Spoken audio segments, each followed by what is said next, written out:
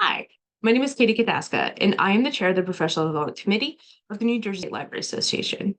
In the Library Career Path series, we'll be interviewing librarians from a wide variety of positions within the field, from public positions to music outreach and even business librarians. So newcomers and seasoned librarians alike can learn more about the many career options available in the field that they may not have been aware of. We hope you enjoy these interviews, and please like and subscribe to our channel below to help promote the Library Career Path series. Thanks so much for watching this series. We hope you enjoy it. Take care. All right. Again, thank you so much for participating in our panel. Let's just start. Can you please give me your name, title, and place of employment? Sure. I'm Carolyn Brown. I'm the Deputy Director of the Law Library and an Assistant Professor at Seton Hall Law. Okay. What inspired you to become a librarian? Did you choose this profession or did it find you? So after college, I was kind of lost. I didn't really know where I wanted to go. I sort of I was working in retail, then I fell into like the other side of it, jewelry sales. I wasn't really happy and I wasn't very good at it, I don't think. So, I was like, what am I going to do? I can't do this for the rest of my life. Like, I'm not going to be happy. So I started asking my friends, what do you think my strengths are? What do you think I'm really good at?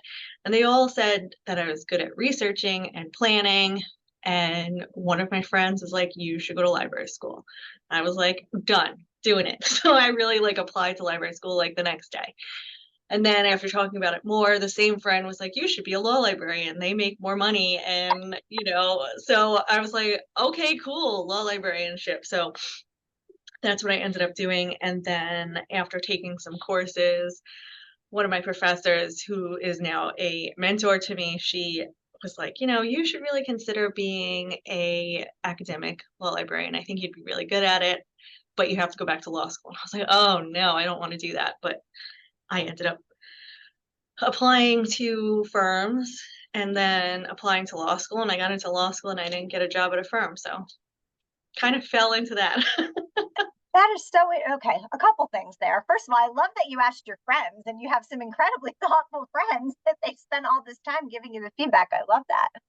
Okay, so you went to library school first. I did. And you worked as a librarian?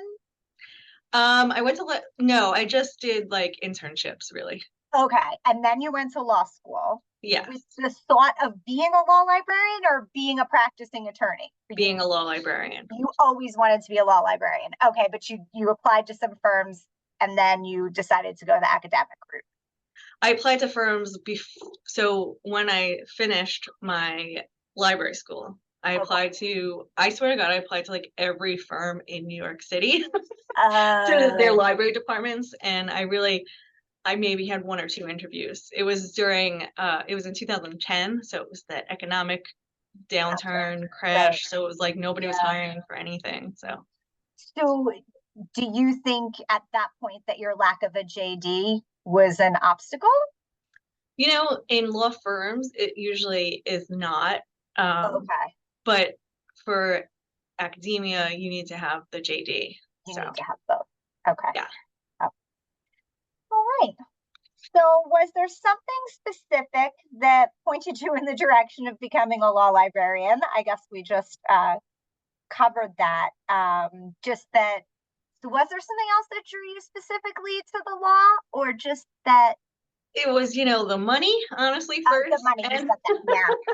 Yeah. And no, that's a very fair point. And those are the kinds of things actually that we think prospective librarians are interested in. Like how to make more money is I've always been interested in the law too, so I found law school to be fun, mostly because I knew what I wanted to do, and I didn't I'm competitive, so you always want to get the best grades, but I then realized, okay, let me just take things that I enjoy, that I want to learn more about, and it became a much more enjoyable experience probably than most of my peers. Yeah, it's interesting. Since my daughter started, I think it's changed a lot over the years. I actually did one semester at Seton Hall many years ago before I had kids. But since my daughter's started, it's very interesting how many people go to law school and never intend to practice as an attorney. They have other plans right from the start, which I find really interesting. Okay. Can you describe your last interview process, or maybe the process as a whole, if there's one that sticks out to you? Is there an asset you possess which you believe may have helped you land your job? So typically academic interviews last a full day. So it's a whole day of meeting. Yes, it's a very long day. So you're meeting the whole department, you're doing a presentation. Depending on the size of the school and the size of the library, you'll meet different faculty members, the dean, usually, sometimes multiple deans. And depending on whether or not you're traveling, it could even be the night before that you have a dinner or some other activity. It is a long process. So stamina is an asset. Stamina is important, yes, for sure. This was probably actually one of my shorter interviews here at Seton Hall. I think that my boss kind of had in mind exactly what she wanted, and she's good at sort of picking that out. Okay. And it's a smaller library, so there aren't that many people to meet. So that helped, I guess. I think also that my emphasis on service and management helped me to get this job specifically. So I know as librarians, we're all about service, and I think that having a background in retail and sales and all of that, it's all kind of part of the same level of service that you expect to give. Can I ask what your presentation entailed? What was the topic? So sometimes you'll get a specific topic that they want you to present on. So usually it's geared towards teaching. So I know on some of my interviews, it would be like teaching secondary sources, or, teaching for 1Ls or teaching advanced students. This one was kind of like an empty slate. It was like present on something you want, which is almost more stressful. Right. So I picked diversity in hiring student workers.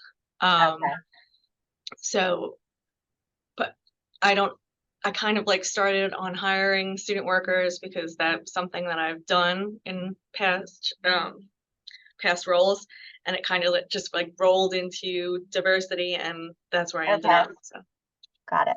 Okay. I was actually like 3 months postpartum when I was interviewing here, so everything was a daze. Yes, I understand that. How old is your child? Children? He is now 21 months. Oh, that's wonderful. That's such a fun age. I think all the ages are fun. I really do. As he's trying to kill himself every day by like jumping off of everything. So. Yeah, there just was not an age I didn't like. Okay, what is a typical work day like for you? So a lot of my role is putting out fires. So I usually start the day with a plan that never really ends up going the way that I planned. So I start with answering reference questions, teaching advanced legal research, having meetings with those that I supervise. I make a lot of Canvas slides. We have a big electronic display in the front of the library when you first walk in, and we use that to publicize events, faculty, publications, and other activities. So it could really, most of my day is like running around. Okay. Talking to different people, trying to figure out, there's always something. There's always something. Okay. So when you say putting out fires, you don't mean problems that constantly pop up, or no, not necessarily. You just mean running from one place to the next. It just there always is something. Nothing major, but there's always something. Right. There's always something. Okay. What skills and qualifications are required for your position, and do they match those that you use on a daily basis? Okay, sorry, I confused myself with my own question. I guess what we're getting at is, what skills and qualifications did your job for, and do they match what you actually use on a daily basis? I definitely use my management experience, every day, whether it's with people that I actually supervise or with students in my classes or just in the library. I have a JD, which is required for any faculty teaching position, and I definitely wouldn't be where I am now without that. So, right. Yeah. Okay. So time that's management, really project management. yeah, that's a significant difference from, I think, almost any other librarian that I've interviewed for this, is the need for, I mean, that's a really advanced, having 2 advanced degrees is a big. Most academic positions, like, so, here I have a JD because it's a law school, but in the undergrad library, most of those librarians have an advanced degree in their area. So,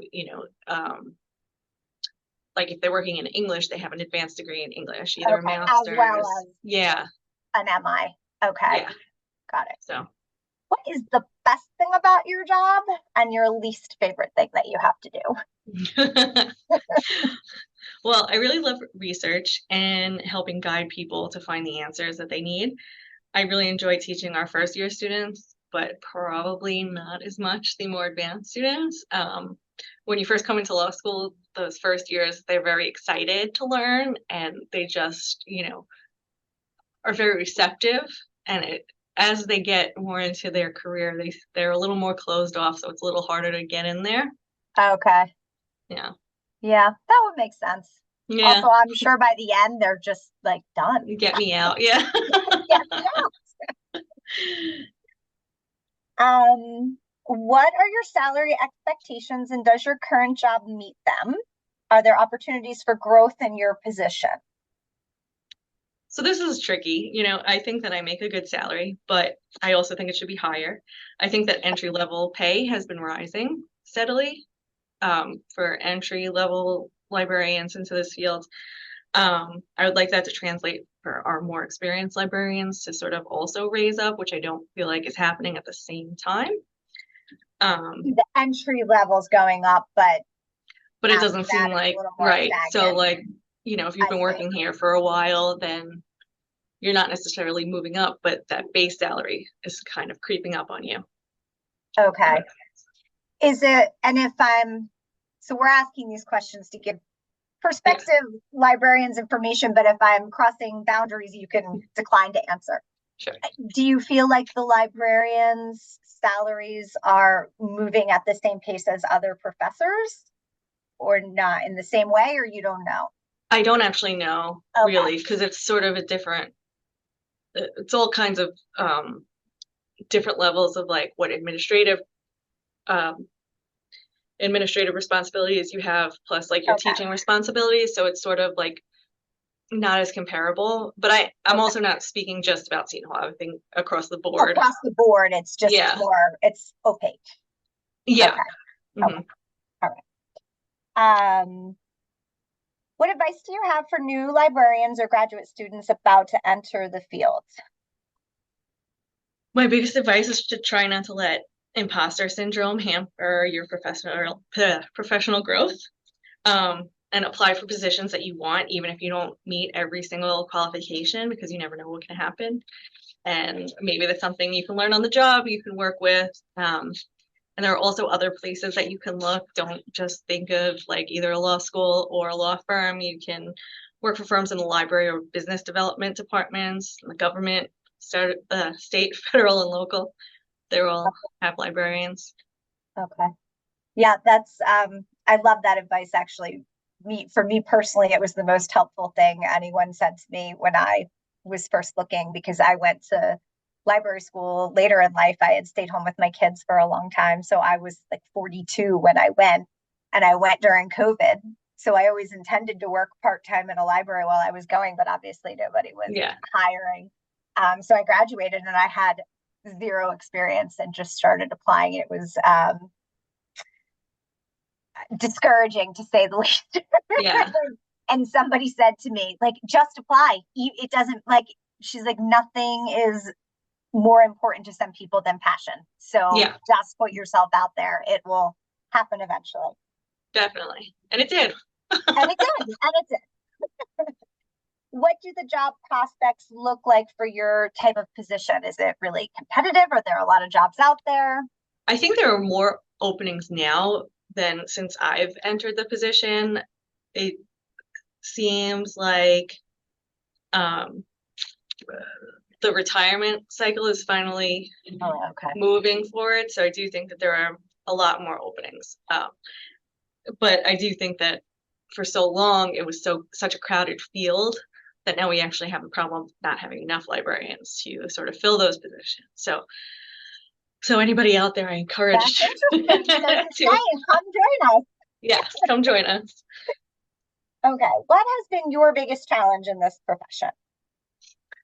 It took a while for me to convince hiring committees that my management experience from other fields would translate into the library world. For some reason, some hiring managers thought that librarians were special in some way, and that I feel like managing people is managing people. You can manage people.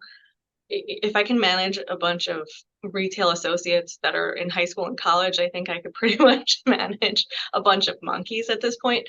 So that was really a challenge, I think. And like I said, for a long time, the field was very crowded. So it was hard to move up, and there was a lot of very good competition for the smaller amount of positions in management. Right. So, yeah.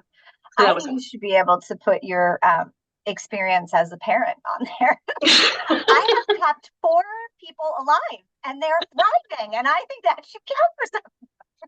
Just mark it on your calendar every day. Yeah, but like the translation, that's a good point. I like that. Yeah. I like that answer. Okay. Are there any accomplishments during your library career that you are particularly proud of? I am always proud when I organize an event or activity that actually gets student participation. Like right now we're doing a March Madness bracket of iconic legal movies, and it's going slowly, but we created a really great display in the front with all these dynamic images, and I'm really trying to like get their focus to, have a little fun. Right. So it's always a struggle, but it's always a good feeling when you get participation. That's awesome. So programming, which is the universal struggle. I know. Right? I always, my boss Sarah always calls it, I started out as the party planning librarian Yeah. and like, outreach, that kind of thing. I'm in teen services, so getting the teens through the door is, the biggest. I'm like, can I make a balloon arch? Is that too much? No, I bribe them with hot chocolate and marshmallows all the time. Yes, we have done that too. All right. Well, thank you so much for your time, Carolyn. Wonderful. No, it was thanks for asking. Talk to you. All right. Good luck to you. Okay. Thanks. You too. Bye-bye.